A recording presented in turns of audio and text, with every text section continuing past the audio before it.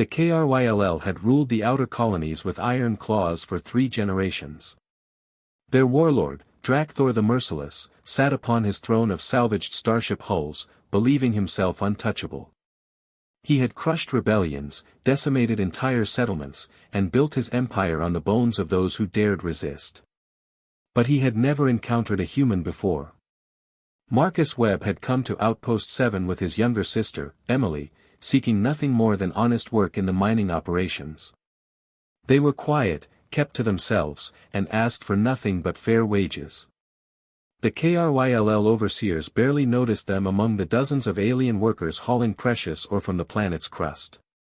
It happened during the midday shift change. Emily had been carrying a crate of equipment when she accidentally stumbled into one of Drakthor's lieutenants, a hulking brute named Sarkesh. The collision was minor, barely worth notice, but Sarkesh saw it as an insult. Before Emily could apologize, his massive fist came down on her arm with a sickening crack that echoed across the compound. Emily's scream pierced the air. She crumpled to the ground, clutching her shattered arm as Sarkesh laughed, his fangs glistening in the harsh sunlight. The other workers froze, knowing better than to intervene.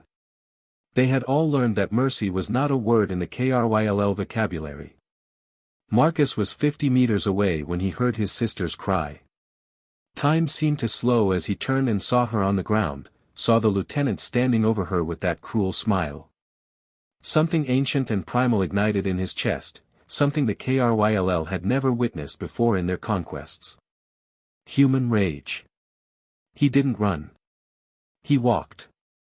Each step was measured, purposeful, and terrifying in its calm deliberation.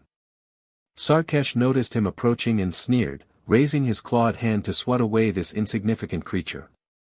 The blow never landed. Marcus moved with precision that seemed impossible for such a soft-bodied species. He caught the lieutenant's arm, twisted, and in one fluid motion, snapped it at the elbow. Sarkesh's roar of pain was cut short as Marcus's next strike crushed his throat. The massive alien fell like a toppled statue. The compound erupted in chaos. KRYLL warriors rushed from every direction, weapons drawn. But Marcus had already armed himself with Sarkesh's plasma rifle. What followed was 47 minutes of systematic devastation. The KRYLL had evolved as ambush predators on a world of stealth and cunning. Humans had evolved as persistence hunters on a world that taught them to never, ever give up. Where the KRYLL expected fear, they found fury. Where they expected submission, they found steel determination. Marcus moved through Drakthor's fortress like a hurricane of vengeance. His military training from Earth's planetary defense force, which he'd never mentioned to anyone, came flooding back. Every corridor became a kill zone. Every shadow hid a threat the KRYLL couldn't anticipate. By the time Marcus kicked open the doors to Drakthor's throne room, 18 of the Warlord's finest warriors lay dead behind him.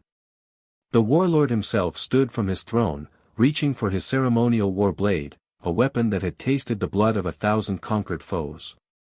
"You dare challenge me, human?" Drakthor's voice was like grinding stone. "I have crushed armies." Marcus's response was cold. "You broke my sister's arm." The duel lasted less than a minute. For all his reputation, Drakthor had grown complacent, surrounding himself with weaker opponents who posed no real threat. Marcus fought with the desperate ferocity of someone protecting family, the one thing that could push a human past the limits of rational thought into the realm of unstoppable force. When Drakthor's head rolled across the dusty floor of his own throne room, the remaining KRYLL warriors dropped their weapons.